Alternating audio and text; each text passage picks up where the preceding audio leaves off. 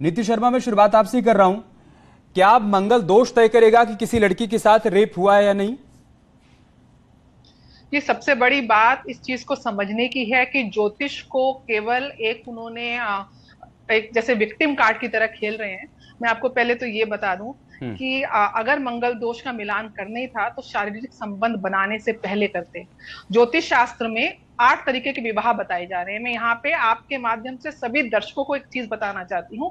गंधर्व विवाह, जिसको हम प्रेम विवाह आज की श्रेणी में लेकर आते हैं, उसकी जो शास्त्रों में व्याख्या है, ये विवाह जो होता है जब कोई स्त्री और पुरुष काम वासना के वशीभूत आकर एक दूसरे के प्रति आकर्षक होते हैं, तो वो इस विवाह की श्रेणी में आते हैं, जिसमें कुंडली मिलान का कोई आधार माना ही नहीं जाता। क्योंकि अगर ऐसा होता तो कुंडली पहले मिलाते और उसके बाद शारीरिक संबंध बनाते। इसमें ना तो जो विवाहिक क्रिया है जो प्रॉपर कर्मकांड के माध्यम से होनी चाहिए वो हुई नहीं है। और जहां तक मंगल दोष की बात है, हाँ, ये ज्योतिष का एक सिद्धांत है और इसके बगैर जब आप कुंडली मिलान में जाते हैं तो अष्टकूट मिलान का एक सिद्धांत है, उसके साथ साथ मांगलिक दोष जिसे हम पूजा दोष भी बोलते हैं।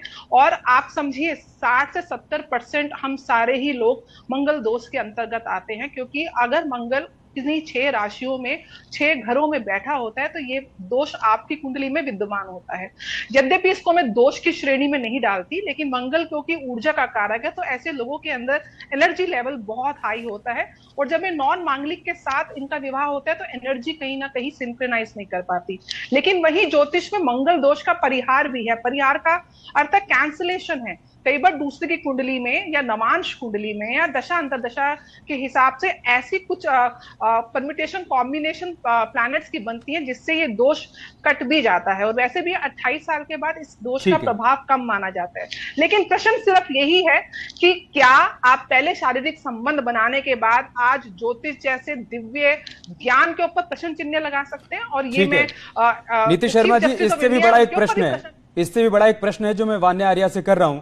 प्रश्न यही है वान्या आर्या जी कि शादी विवाह में गुण दोष समझ में आता है, वहां पर कुंडलियां मिलाई जाए समझ में आता है। हालांकि 2023 में हम जी रहे हैं, उसके बावजूद अगर हम पूरी तरीके से इन सब सारी चीजों पर यकीन कर रहे हैं तो हमें इस पर भी चिंतन मंथन करने की आवश्यकता है। लेकिन अगर कोर्ट कचहरी में केस मेरिट के आधार पर न तय होकर इस आधार पर तय होंगे कि कोई भी रेप पीड़िता या कोई भी पीड़ित मांगलिक है या नहीं है, उसकी कुंडली में दोष है या नहीं, तो यह बात बहुत हैरान करती है।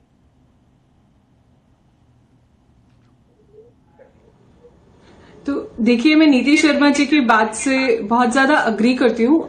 यहाँ पर ज्योतिष को सिर्फ एक विक्टिम कार्ड की तरह यूज करा जा रहा है, उसको एक मिस यूज करा जा रहा है। ये एक बहुत ही सेक्रेड साइंस है। इसका लव मैरिज से या रेप से ऐसा कोई कनेक्शन यहाँ पर नहीं है। हाँ, कुंडली में अगर मंगल दोष होता है तो उसके इनफैक्ट बहुत सारी पॉजिटिव चीजें भी होती हैं।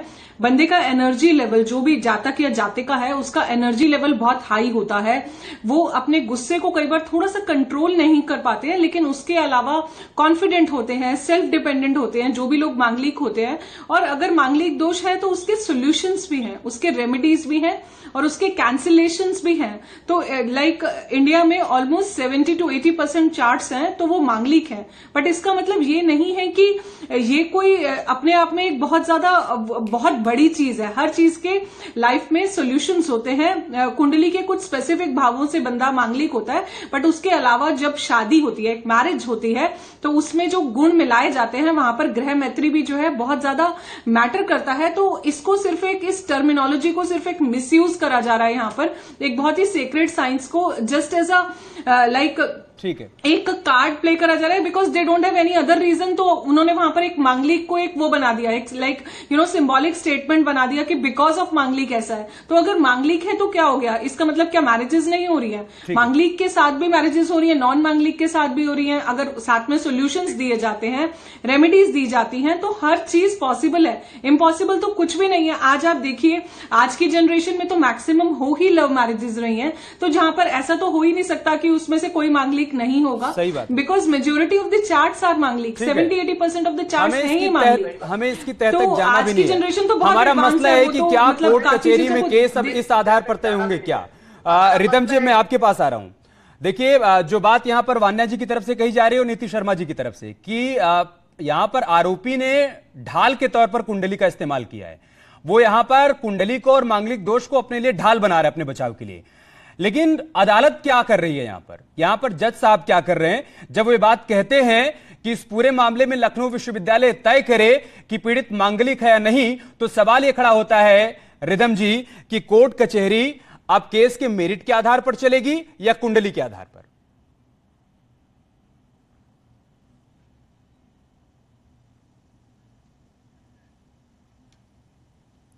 रिदम जी, आपका माइक म्यूट है, आपसे रिक्वेस्ट है उसको अनम्यूट कीजिए आप जी। आप बोलिए। आवाज आ रही है? जी बिल्कुल आ रही है। ठीक है, तो मैं कह रही हूँ कि जिस तरह से हम लोग कोर्ट में एक लॉयर रिप्रेजेंट करता है अपने मैटर को, वो हर कोशिश करता है कि अपने अक्यूज को, जो भी जिसको रिप्रेजेंट कर रहा है, उसका डिफेंस अपना सॉलिड लेके आए।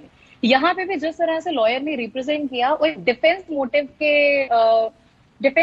मोटिव रखा कि वो मांगलिक है, और जज साहब ने भी फर्दर आर्ग्यूमेंट्स को सुनते हुए एक एस्ट्रोलॉजी डिपार्टमेंट की इन्वॉल्वमेंट रखी। बट सुप्रीम कोर्ट में जब ये प्ली गई तो जस्टिस मित्तल और जो डिवीजन बेंच थी हमारी जस्टिस दुलिया के, उन्होंने बहुत क्लियर मोटिव से ये कहा कि एस्ट्रोलॉजी डिपार्टमेंट भले ही एक अपना औहदा रखता होगा, बट जहां ये मैटर कोर्ट कचहरी में आ जाता है, वहां फैसले सारे मेरिट्स पे तय होते हैं।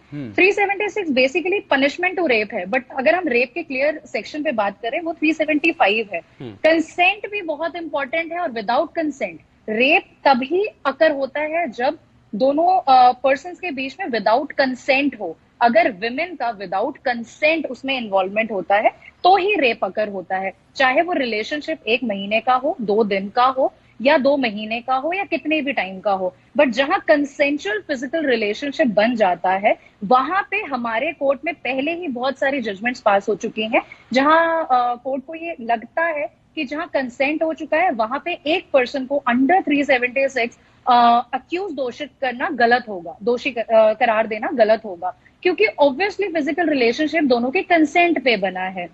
यहाँ पे अगर मैं 375 को थोड़ा सा लीगल बेसिस पे एक्सप्लेन करने की कोशिश करूंगी, तो वो 4 पैरामीटर्स में डिवाइडेड है, ABCD। मैं उसको एक्सप्लेन नहीं करना चाहती, बट मेरा मोटिव यहाँ पे समझाने का ये है कि वो फॉलो ही तब होते हैं जब 2 वर्ड्स हमारे आईपीसी में यूज होते हैं, against her will and without her consent.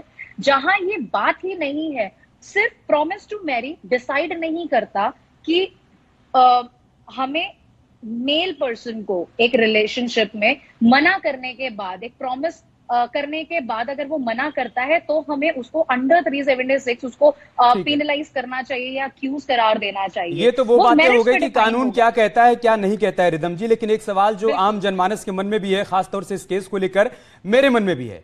मैं जानना चाहता हूं कि क्या अगर लखनऊ विश्वविद्यालय कह देता है कि लड़की मांगलिक है, तो कोर्ट या जज साहब ये मान लेंगे क्या कि वो आरोपी निर्दोष है और उसने सही किया शादी तोड़कर?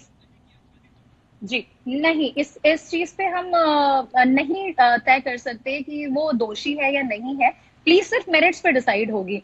मैं जो अभी सेक्शंस एक्सप्लेन कर रही थी, वो मेरिट्स का ही पार्ट है। तो फिर इस आदेश की माने क्या? अगर सुप्रीम कोर्ट भी ये सवाल कर रहा है कि कोर्ट ऐसा आदेश कैसे दे सकता है, तो फिर सवाल ये खड़ा हो रहा है कि वाकई में ऐसे आदेश कैसे दिए जा सकते हैं? फिर तो यहाँ पर बिल्कुल आदेश पर भी सवाल खड़ा हो रहा है, विवेक पर भी सवाल खड़ा हो रहा है, कोर्ट कचहरी के कामकाज पर भी सवाल खड़ा हो रहा है। जी, जिस तरह से इलाहाबाद हाईकोर्ट के ये सिंगल बेंच ने ये फैसला दिया कि एस्ट्रोलॉजी डिपार्टमेंट की इन्वॉल्वमेंट होनी चाहिए, वो एक प्राइवेट सेक्टर है। माना कि संस्कृति सभ्यता इस चीज में इन्वॉल्वमेंट रखती है शादी में, बट जहां 376 का एलिगेशन लगता है, ये बहुत बड़ा एलिगेशन है। मांगलिक नॉन मांगलिक इस पे तय नहीं होगा। उसमें किस तरह के रेप एलिगेशंस प्रूव होते हैं, सिर्फ उसी मेरिट ग्राउंड पे अगर ये चीज सिंगल बेंच का फैसला सही होता, माइट भी सुप्रीम कोर्ट इसमें इंटरवीन नहीं करता। सुप्रीम कोर्ट ने इलाहाबाद के इस मैटर को स्टे लगाया है, यही कह के कि प्राइवेट डिपार्टमेंट का इन्वॉल्वमेंट ना रह के इस पे नेक्स्ट हियरिंग पे सिर्फ मेरिट्स पे डिसीजन होगा।